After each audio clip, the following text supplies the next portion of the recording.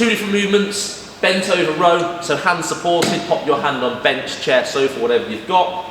Making sure fist comes in, elbow high, make sure you're really controlling that. Shouldn't be too much of a swing. You can do 2 feet together like Jack's doing, or if you want to, you can go into that lunge position, stagger it with one back, whatever you feel is more comfortable. Max reps of the row, and then you go straight into max reps, same arm, strict press overhead like so. You then swap over and repeat on the other side.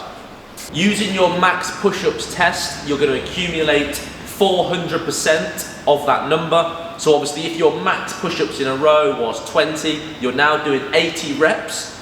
Instead of going to failure this time, I want you to plan out before what kind of numbers you would be able to hit. So maybe if your max is 20, you might be looking at somewhere between 10 and 15. So they are big, tough sets, but you're stopping a few before failure, and you need to know what you can hit consistently. You're gonna rest 30 seconds in between your sets until you've hit that number. So once you have your 400%, try and break it into even sets roughly. Plan out before so you can really see what your pacing is like, what kind of sets you can keep going at. So preacher curls, kneeling position. I'll half kneel into that lunge position. 3 total sets on either arm. You're gonna have 30 seconds between arms. So obviously foot out in front of the arm you're gonna use. You're gonna tuck your elbow inside your thigh. Using your dumbbell from here, you're curling up, and that knee's obviously going to block your arm so you can't swing that elbow at all. If your dumbbell's a little bit too heavy to get, I would say at least 5 to 10 good reps out, you can very lightly assist with your other hand. This might take a little bit of practice, a little bit of playing with to get it right.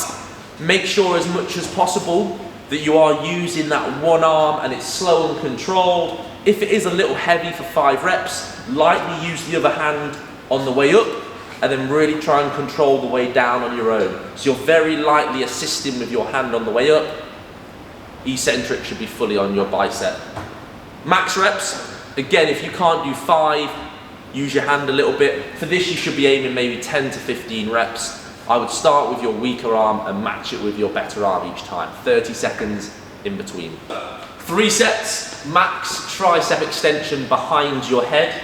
So Jack takes the dumbbell onto one shoulder, he then grips the top of the dumbbell, one hand on each side.